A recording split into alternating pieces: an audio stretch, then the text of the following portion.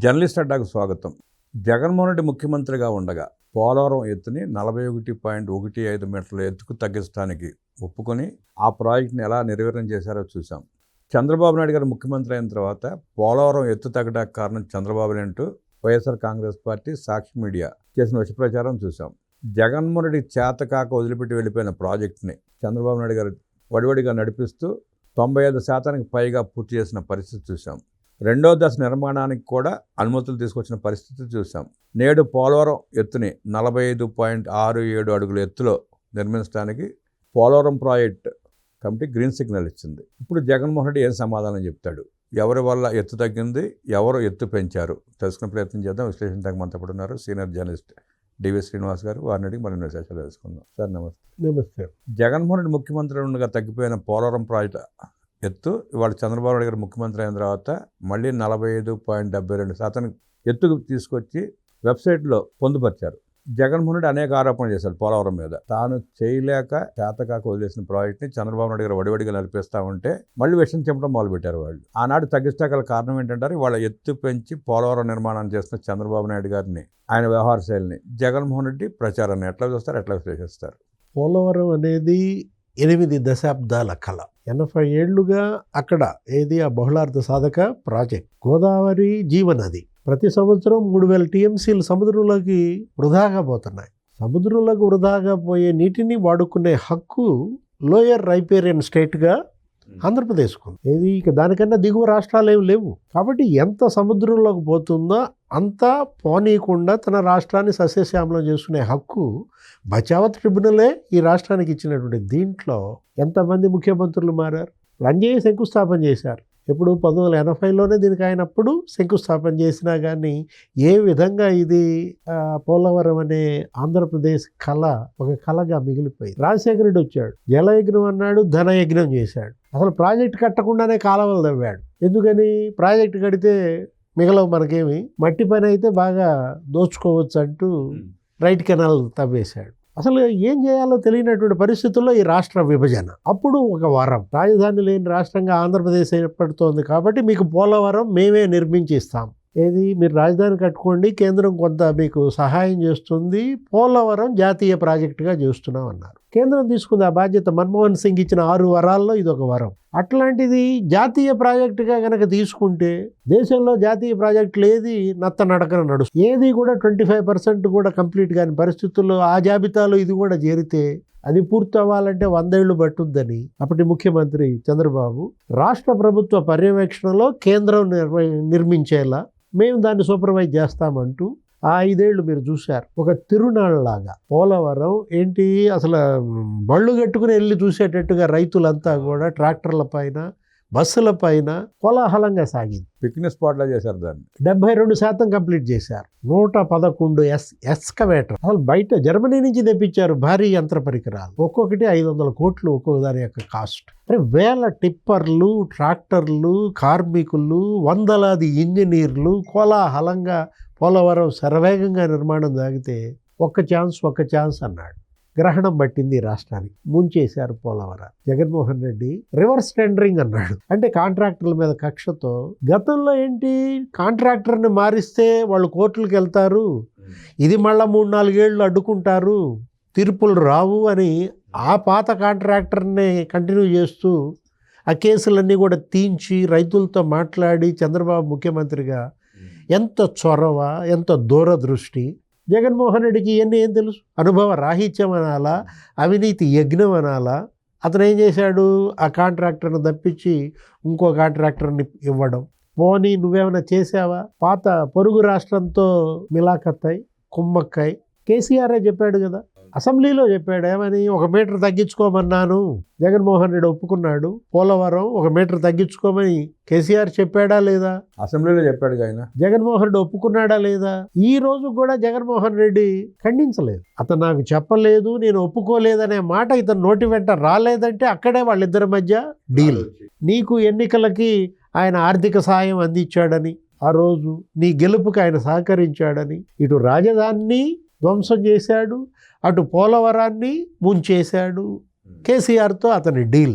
అంటే అమరావతిలో, విజయవాడ, గుంటూరులో భూముల ధరలు పతనం చేయటం, రియల్ ఎస్టేట్ని దెబ్బతీయడం, హైదరాబాద్లో రియల్ ఎస్టేట్ని పెంచటం, వీళ్ళ మధ్య కుదిరిన ఆ రహస్య ఒప్పందం, చీకటి ఒప్పందం, డయాఫ్రమ్ వాల్ దెబ్బతింది. వరదలు వచ్చాయి. వరదలు వచ్చేసరికి డయాఫ్రమ్ వాల్ దెబ్బతింటాం కదా, అసలు గైడ్ బండే కుంగిపోయింది. ఆ రోజు 450 కోట్లతో కట్టింది కాస్త వేస్ట్ అయిపోయింది. చేతగాంతనం వల్ల కాగ్ తిట్టింది.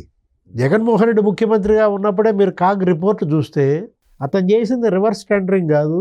అతను రివర్స్ టెండరింగ్తో 650 కోట్లు లాభం చేశానన్నాడు, 700 కోట్లు నష్టం చేశాడంత. ఇది మనం చెప్పింది, తెలుగుదేశం చెప్పిందో జనసేన చెప్పిందో కాదు. CAG report Jaganmohan Reddy reverse టెండరింగ్ని వదిలిపెట్టి 700 కోట్ల నష్టం అని చెప్పిందంటే అక్కడ మరి దోషి జగన్ కాదా? ఏమని చెప్పాడు ఆ రోజు? ఇక్కడ మా నాన్న విగ్రహం ఒక 150 అడుగులతో పెడతానన్నాడు. 150 అడుగులతో కట్టాల్సిన ప్రాజెక్టునేమో మీరు అన్నట్టుగా 41 మీటర్లకి కుదించాడు, 120 అడుగులు కుదించాడు. వాళ్ళ నాన్న విగ్రహం పెడతాడంట. పెట్టావా పాని అదన్నా? అది ఒట్టిదే. అంటే జగన్మోహన్ రెడ్డి ఇవాళ పోలవరం, అమరావతి ఈ రెండిటి శాపమే అతను మట్టి కొట్టుకుపోయాడు. అతని పార్టీ మట్టి కొట్టుకుపోవడానికి కారణం అదే అనమాట. 3% అంటే అతను 5 ఏళ్లలో చేసింది ఏదో ఊరికే ఆ 3% కూడా బిల్లులు చేసుకున్నట్టున్నారు. ఇప్పుడు ఈ ప్రభుత్వం వచ్చింది, మళ్ళీ కూటమి ప్రభుత్వం. మీరు చూశారు ఈ 23 నెలల్లో మరి శరవేగంగా 20% చేశారు. మీరే ఇంట్రోలో చెప్పారు, ఫస్ట్ ఫేజ్ 95% కంప్లీట్ అయిపోయింది. గోదావరి పుష్కరాల కల్లా దీన్ని ఓపెన్ చేయాలని ఒక లక్ష్యంగా పెట్టుకుని, రాబోయేది గోదావరి పుష్కరాలు కాదు, పోలవరం పుష్కరాలు.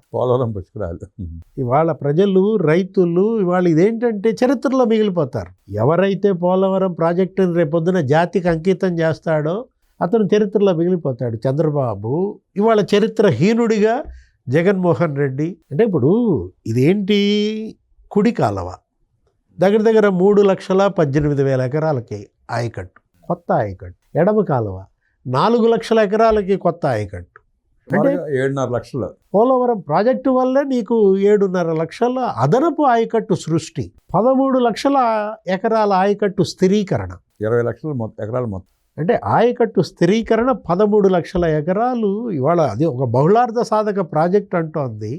960 మెగావాట్ల విద్యుత్ ఉత్పత్తి. అటు పారిశ్రామిక అవసరాలకి, ఇక్కడ విశాఖపట్నం పారిశ్రామిక అవసరాలకి నీరు, 611 గ్రామాలకి తాగునీరు ఇస్తుంది. లైఫ్ లైన్ అనేది అందుకే పోలవరం అనేది ఇవాళ అది తెలుగుదేశం పార్టీకి లైఫ్ లైన్ కాదు, అది చంద్రబాబుకి లైఫ్ లైన్ కాదు, ఆంధ్రప్రదేశ్ ప్రజలకు అది ఒక జీవనాడి అనేది అందుకే అనమాట. అదే జగన్మోహన్ రెడ్డికి డెత్ లైన్, ఆయన పార్టీకి అదే డెత్ లైన్ అంటోంది అందుకే అనమాట. ఎందుకంటే చారిత్రక అవకాశాన్ని కోల్పోయాడు. 5 ఏళ్ళు సీఎంగా అతను గనక నిధులు తెచ్చుకొని కేంద్రాన్ని, మరి తన దగ్గర 33 మంది ఎంపీలండి ఆ రోజు. అతనికి మరి ఎట్లా చూసుకున్నా కానీ 22 మంది లోక్సభలో, 11 మంది రాజ్యసభలో, అంతమంది ఎంపీలని తాకట్టు పెట్టాడు తన కేసుల కోసం, తన తమ్ముడిని జైలుకి వెళ్లకుండా ఆపడం కోసం, తన పార్ట్నర్ని ఎక్కడో జార్జియాలో పట్టుబడితే ఆయన విడిపించడం కోసం ఈ 33 మంది ఎంపీలని తాకట్టు పెట్టేశాడు. ఈ రాష్ట్ర ప్రయోజనాలకి గండి కొట్టడం కాదు, ధ్వంసం చేశాడు. అటు అమరావతిని అదే చేశాడు. చారిత్రక అవకాశాన్ని జగన్ ఎలా కోల్పోయాడు, చరిత్రహీనుడిగా ఎలా మారాడనే దానికి ఈ 2 దృష్టాంతాలు. అటు అమరావతి, ఇటు పోలవరం. అటు రాజధాని కట్టే అవకాశం కోల్పోయాడు, 3 రాజధానులు అన్నాడు, 3 ముక్కలు చేశాడు. అక్కడ విశాఖపట్నంకు ఒరగబెట్టింది లేదు, ఇటు కర్నూలుకి న్యాయం చేసింది లేదు. 32 సీట్లు అంటే ఉత్తరాంధ్ర, ఎందుకు 2 సీట్లకి దిగజారావు? ఒక్కసారి ఆత్మపరిశీలన చేసుకున్నావా? రుషికొండ ప్యాలెస్ అన్నావు, అది ప్యాలెస్ కాదు, అది నీ పార్టీ పాలిట ఒక సమాధి. ఏది ఆ రుషికొండ ప్యాలెస్? నేను వస్తా, ఇక్కడే కాపురం పెడతా. అసలు ఏ ప్రాజెక్టుకి అతను న్యాయం చేయకపోగా ఇరిగేషన్ ప్రాజెక్టుల మీద రామబ్రహ్మం గారు, చంద్రబాబు 70,000 కోట్లు ఖర్చు పెట్టాడండి 5 సంవత్సరాల్లో. అసలు అది ఒక రికార్డు. దేశ చరిత్రలో ఏ రాష్ట్ర ప్రభుత్వం అన్ని వేల కోట్లు 5 ఏళ్లలో ఖర్చు పెట్టాల. జగన్మోహన్ రెడ్డి 5 ఏళ్లలో 20,000 కోట్లు ఖర్చు పెట్టాడనేది లెక్కలు, చూపించే లెక్కలు మాత్రమే. అవి కూడా ఏంటి, పెండింగ్ బిల్లులు క్లియర్ చేసుకుని తన వాళ్ళకి దోచిపెట్టాడు. పనులు చేయాల, ఏ ప్రాజెక్టు పని చేయాల. అటు గాలేరు నగరి, హంద్రీ నీవా, మా నాన్న అంత కట్టాడు ఇంత కట్టాడు అని చెప్పి ఎన్నికల ప్రచారంలో బిల్డప్ ఇచ్చాడు. చంద్రబాబు నువ్వేమైనా కట్టావా, హంద్రీ నీవా, నువ్వేమైనా కట్టావా, గాలేరు నగరి, ఈ టైప్లో మాట్లాడేవాడు. 3,800 కోట్లంట. ఈ 20 నెలల్లో హంద్రీ నీవా మీద చంద్రబాబు పెట్టిన ఖర్చు 2,000 కోట్లు గాలేరు నగరి పైన. ఇప్పుడే ఈ 20 నెలల్లోనే. అరే ఆయన గత 5 ఏళ్లలో అప్పుడు 2014-19లో రాయలసీమలో ప్రాజెక్టుల పైన ఆయన ఆ 70,000 కోట్లలో 12,000 కోట్లు ఖర్చు పెట్టాడు. జగన్ 2,000 కోట్లు ఖర్చు పెట్టాడు. ఆ 2,000 కోట్లలో 1,000 కోట్లు గొయ్యి. 1000 కోట్లు గొయ్యే. ఏది మీరు చెప్పేది ఆ రాయలసీమ లిఫ్ట్ ఇరిగేషన్ ఆయనకి ఇచ్చాడు. ఎవరికి? ఆ పెద్దిరెడ్డి రామచంద్రారెడ్డి బిల్లులు చేసి పారేశారు. అదే ఎన్నికల్లో వాడుకున్నారు ఆ డబ్బులే. అంటే ఇక్కడ ఎవరు ఏ విధంగా రైతుల పట్ల ఎలా పనిచేశారు. సంపద సృష్టి ఇది. ఇరిగేషన్ ప్రాజెక్టుల నిర్మాణం అంటే అదొక అద్భుత అవకాశం. ఇప్పుడు పట్టిసీమ ప్రాజెక్ట్ మీకు గుర్తుంటుంది. లిఫ్ట్ ఎంత అంటే దానికి అయిన ఖర్చు 1,450 కోట్లు. పట్టిసీమ లిఫ్ట్కి అయిన ఖర్చు 1,450 కోట్లు. ఎందుకంటే పోలవరం అయ్యేసరికి కొంచెం లేట్ అవుతుంది. అప్పటిదాకా ఈ నీళ్లు మనం ఉపయోగించుకోవాలంటూ వీటిని మళ్ళీ ఈ పైపుల్ని, ఈ మోటార్లని అవసరమైతే ఇంకో చోట వినియోగించుకోవచ్చు. ఆ వీలుతో పట్టిసీమ లిఫ్ట్ పెడితే దానివల్ల ఎంత ప్రయోజనం అండి. కృష్ణా డెల్టా స్థిరీకరణతో పాటు రాయలసీమ కూడా నీరు తీసుకెళ్లారు కదండి దానివల్ల. అరే 50,000 కోట్ల ప్రొడక్షన్ వచ్చిందండి. ఏది ఇప్పటి వరకు పట్టిసీమ కట్టిన తర్వాత వచ్చిన ప్రొడక్షన్ రైతులకి ఆ పంట ఉత్పత్తుల విలువ లెక్క చూస్తే 50,000 కోట్లు పెట్టిందంతా 1,450 కోట్లు. అంటే జూన్లోనే నీళ్ళు ఇచ్చేశారు. అసలు రాష్ట్ర చరిత్రలో, అసలు కృష్ణా డెల్టా 150 ఏళ్ల చరిత్రలో జూన్లో నీళ్ళు ఇచ్చింది ఫస్ట్ టైం ఆ పట్టిసీమ ద్వారా. అంటే దానికి అడ్వాంటేజ్ ఏంటంటే నీకు ఇది 3 నెలల పంట. వరి ఇవి వేసుకోవాలంటే కొంచెం ఎక్కువ టైం పట్టుద్ది. మనకి కరెక్ట్గా నీళ్ళు వచ్చి మనం వేసుకునేసరికి తుఫాన్ వచ్చి పడేది. అంతకుముందు జరిగేది. అవును. నవంబర్ అంటే మనకు భయం. నవంబర్ ఎప్పుడు వచ్చినా కానీ అది దివిసీమ తుఫాన్ మీకు గుర్తుండే ఉంటుంది. అసలు మొత్తం ఊడ్చుకుపోద్ది అనమాట. కరెక్ట్గా పంట చేతికి వచ్చే టైంలో, నూర్పిళ్ళ టైంలో కొట్టుకుపోద్ది. అది ఆ విపత్తుల నుంచి మన పంట కాపాడాలంటే నీళ్లు జూన్లో ఇవ్వాలి. అందుకోసం పట్టిసీమ ఉపయోగపడితే జగన్ ఏమని చెప్పాడు, అది దండగా. పట్టిసీమ పేరుతో ఆ మేఘా వాళ్ళకి మరి ఎవరికి కాంట్రాక్టర్కి 1,500 కోట్లు దోచిపెట్టాడు, అందుట్లో ఈయన తీసుకున్నాడు, ఈ టైప్లో విమర్శలు చేశాడు. మళ్ళీ అదే మెగా వాళ్ళకి పోలవరం చెప్పాడు జగన్ రెడ్డి. అప్పచెప్పడం కాదు, ఇదే పట్టిసీమతో మళ్ళీ ఆయన ఆడించుకున్నాడు. ఆయన ముఖ్యమంత్రిగా ఉన్నప్పుడు 1 సంవత్సరం 2 సంవత్సరాలు పట్టిసీమకి నీళ్లు వదల్లా. రైతుల్లో తీవ్ర వ్యతిరేకత వచ్చింది. ఇక మరి చచ్చినట్టు అప్పుడే నీళ్లు వదిలి అదే పట్టిసీమ అతను కూడా దిక్కై. అంటే ఇక్కడ మనం చూడాల్సింది, ₹1 ఖర్చు పెడితే సమాజానికి ఎంత ఉపయోగపడుతుంది, రైతులకు ఎంత మేలు జరుగుతుంది. ఇప్పుడు పోలవరం ప్రాజెక్ట్ రేపు గోదావరి పుష్కరాల్లోపు మీరు ఫస్ట్ ఫేజ్ కంప్లీట్ అయిపోతుంది. మీరు చెప్పినట్టుగానే జాతికి అంకితం చేస్తారు. ఇప్పుడు ఈ సెకండ్ ఫేజ్. ఇప్పుడు ఈరోజు మీరు అన్నది ఏంటి, ఇప్పుడు దానికి కూడా ఓకే చెప్పింది. ఆ వెబ్సైట్లో అప్లోడ్ చేశారు. 150 అడుగుల ఎత్తుకి వాళ్ళు ఇస్తూ, దానికి ఇప్పుడు భూసేకరణ ఒక ఛాలెంజ్. ఏది ఇప్పుడు ఈ సెకండ్ ఫేజ్కి మరి దగ్గర భూసేకరణ 80,000 ఎకరాలు చేయాలి. 28,000 కోట్లు ఒక భూసేకరణకే ఇవ్వాలి. అంటే ఇప్పుడు కొత్తగా వచ్చినటువంటి ఈ యాక్ట్ 2013 తర్వాత మరి పెరిగిన ఆ పునరావాసం, ఎందుకంటే వాళ్ళు మరి ముంపు ప్రాంతం, మరి భూములు కోల్పోయే రైతులకు న్యాయం చేయాలి కాబట్టి వాళ్ళ కేంద్రమే మరి ఆ భూసేకరణ వ్యయం కూడా భరించి ఆ సెకండ్ ఫేజ్ కూడా కంప్లీట్ చేస్తే ఇవాళ ఏంటి అసలు ఇది అసలు అనుసంధానం, పంచనదుల అనుసంధానం అవుతుంది. ఇక్కడ ఏది నాగావళి దగ్గర నుంచి మీకు వంశధార, లేకపోతే గోదావరి, కృష్ణ, పెన్నా కూడా అనుసంధానం అయితే 5 నదులు అనుసంధానానికి వాళ్ళ పోలవరం ప్రాజెక్ట్. ఆంధ్రప్రదేశ్ మళ్ళా ఒకప్పటి అన్నపూర్ణ. సరే, ఇప్పుడు పోలవరం పూర్తి అయిపోయి నల్లమల సాగర్కి లింక్ చేస్తే గోదావరి వాటర్ రాయలసీమ మొత్తానికి పారే అవకాశం ఉంటుందిగా. అంతే కదా. ఇప్పుడు నాగార్జున సాగర్, ఇప్పుడు సాగర్ నీళ్లు ఇవాళ మొత్తం అసలు ఇప్పుడు మరి వాళ్ళు తోడేస్తున్నారు. ఎవరు? తెలంగాణ విద్యుత్ ఉత్పత్తి చేసి పారేస్తున్నారు. ఇలాంటి పరిస్థితుల్లో ఇవాళ మనకి నాగార్జున సాగర్ మనకి ఒక నిరర్ధకంగా మారుతున్న నేపథ్యంలో శ్రీశైలంలో నీళ్లు కంప్లీట్గా రాయలసీమకు ఉపయోగపడాలి. అక్కడ దోడేస్తున్నారు వాళ్ళు విద్యుత్ ఉత్పత్తి కోసం. తెలంగాణ ఈ 2 ప్రాజెక్టులు విభజన కూడా మనకి చేసిన హాననాల, కీడనాల, ఆ ప్రాజెక్టులపై పెత్తనం కూడా వాళ్ళకి అప్పచెప్పినటువంటి పరిస్థితుల్లో ఇప్పుడు శ్రీశైలం మనకిచ్చినా కూడా నాగార్జున సాగర్ పైన వాళ్ళకి ఇస్తూ అటు వాళ్ళది ఇటు మనది అనడం, ఎడమగట్టు లేకపోతే ఈ కుడిగట్టు. ఇక్కడ ఈరోజు ఈ పరిస్థితుల్లో ఏది నల్లమల సాగర్ ఒక అద్భుత అవకాశం. ఏది పోలవరం నల్లమల సాగర్ను గనక లింక్ చేయగలిగితే ఇంకా రాయలసీమ ఇంకా అసలు సస్యశ్యామలం. ఇప్పుడే మనం చూస్తున్నాం రాయదుర్గంలో అసలు వరి విపరీతంగా వేస్తున్నారు. అవును, ఎక్కడ రాయదుర్గం? అంద్రినివా ద్వారా. అది కండగల నేల. రాయలసీమ ఇవాళ ఎర్ర నేలలు అవేంటంటే నీళ్లు గనక పారితే అసలు హార్టికల్చర్ నీకు పంట మామూలు కాదు. పండ్ల తోటలు 52 రకాల పండ్ల తోటలండి రాయలసీమలో పండేది. ఆ పండ్ల తోటలే ఇవాళ వాళ్ళకి అసలు సిరుల సంపదలు. మొన్న అసలు చూసాము, యాపిల్ కూడా పండిస్తున్నారు అక్కడ. దానిమ్మ, చీని, లేకపోతే అటు మొత్తం అక్కడ అరటి. ఇప్పుడు పులివెందులే ఉంది చూడరాదు. జగన్మోహన్ రెడ్డే కాదు అక్కడ ఏది అసలు ఆ పులివెందుల అక్కడ నియోజకవర్గంలో అక్కడ ఏది లింగాల అనే మండలం అసలు మనకి ఆంధ్రప్రదేశ్లోనే అత్యధిక తలసరి ఆదాయం.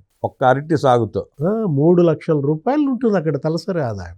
అంటే దీటుగా ఏది విశాఖపట్నం తలసరి ఆదాయం, లేకపోతే ఇక్కడ ఈ కృష్ణా గుంటూరు తలసరి ఆదాయంతో ఈక్వల్గా ఇవాళ అక్కడ గ్రామం ఒక మండలం వచ్చిందంటే అది కదా అక్కడ ఏది హార్టికల్చర్ యొక్క effect. Drip irrigation, sprinkler irrigation 90% subsidy మీద. జగన్మోహన్ రెడ్డి ఏం చేశాడు? ఎత్తేసాడు. ఎవరు సీమద్రోహి? ఇప్పుడు ఏదో అక్కడ పెద్ద రౌండ్ టేబుల్ కాన్ఫరెన్స్లు పెడతారు. ఈ పురుషోత్తం రెడ్డి కూడా ఇవాళ ఏదో మాట్లాడుతున్నాడు మళ్ళా తిరుపతిలో ప్రెస్ మీట్ పెట్టి. రాయలసీమ లిఫ్ట్ ఇరిగేషన్ అదంటే చంద్రబాబుకి చెప్పించంట రేవంత్ ఆపేశాడని ఆయన ఏదో అన్నాడు. రాజకీయంగా రేవంత్ రెడ్డి అతని కోసం అతని మైలేజ్ కోసం ఏదో మాట్లాడతాడు. చంద్రబాబు అది ఆపేసింది కాదు, మేము ఆపేసామని హరీష్ రావు అసలు బయట పెట్టాడు, గాలి తీశాడు. ఏంటి? జగన్మోహన్ రెడ్డి అప్పుడు ముఖ్యమంత్రి, మేమే కోర్టులో కేసు వేసాం, రాయలసీమ లిఫ్ట్ ఇరిగేషన్ 15 రోజులు అంట. ఏంటి అక్కడ ఆ ప్రారంభించింది పనులు మే 15 ప్రారంభించారంట, మే 31 ఆపేయమని 2020 ఎన్జిటి ఆర్డర్ వచ్చింది. అంటే అక్కడ పని జరిగింది 15 రోజులు. అసలు పెనాల్టీ కూడా వేసినట్టు సార్. ఎన్జిటి సిఎస్ లేఖ రాశాడు, అఫిడవిట్ ఇచ్చాడు. చీఫ్ సెక్రటరీ జగన్మోహన్ రెడ్డి హయాంలో ఇక్కడ అసలు ఏమి పనులు చేయటం లేదు, ఊరికే మేము అక్కడ ఏదో సాయిల్ టెస్టింగ్ చేస్తున్నాం, అక్కడ మట్టి పరీక్షలు మాత్రమే జరుగుతున్నాయని చెప్పి. మట్టి పరీక్షల కోసం 1000 కోట్లు ఖర్చు పెట్టామని చెప్పాలి ఆయన. 1000 కోట్లు దారాదత్తం చేశారు. మొన్న వీళ్ళు వెళ్ళారు, ఏబి వెంకటేశ్వరరావు, లక్ష్మీనారాయణ, నల్లమో చక్రవర్తి వెళ్ళి చూస్తే అక్కడ ఏం లేదంట, ఒక్క మోటార్ లేదంట, ఒట్టి గొయ్యి ఒకటి కనపడిందంట. గొయ్యించే ఎత్తుకుపోయి ఉంటారు. 950 కోట్లు ఖర్చు పెట్టారు ఆ గొయ్యి కోసం. రౌండ్ టేబుల్ కాన్ఫరెన్స్లో ఇప్పుడు ఇతను పెట్టేది ఆ గొయ్యి కోసమే. భూమన కరుణాకర్ రెడ్డి, పురుషోత్తం రెడ్డి, కొంతమంది మేధావులు, భూమన్ అందరినీ రంగప్రవేశం చేసి కర్నూలు మొత్తం వీళ్ళందరినీ పెట్టి మోహన్ రెడ్డి ఏదేదో చేయాలని చూసినా ఒక్క రైతు పట్టించుకోవటంలా, ఏదో వాళ్ళ ఛానల్లో వాళ్ళ యొక్క పత్రికలో రాసుకోవటం తప్ప.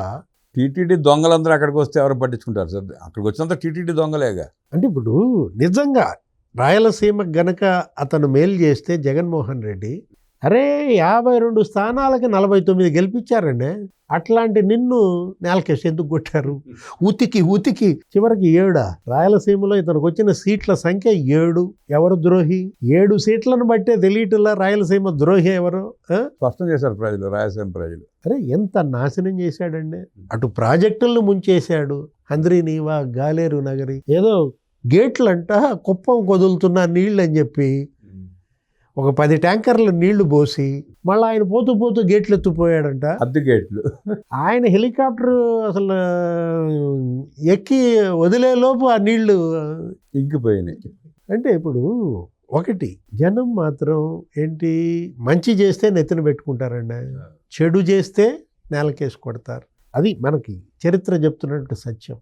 ఇవాళ ఇక పుష్కరాలు మనం అంటుంది అదే, రాబోయే గోదావరి పుష్కరాలు, ఇక పోలవరం పుష్కరాలు, అసలు రాయలసీమకి గోదావరి జలాలు.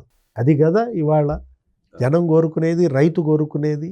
పోలవరం కళను సాకారం చేస్తూ అభినవ ఆర్డర్ కాటన్ల చంద్రబాబు నాయుడు పేరు ప్రఖ్యాతులు గడిస్తారని విశ్లేషించిన డివి శ్రీనివాస్ గారికి ధన్యవాదాలు తెలియజేస్తూ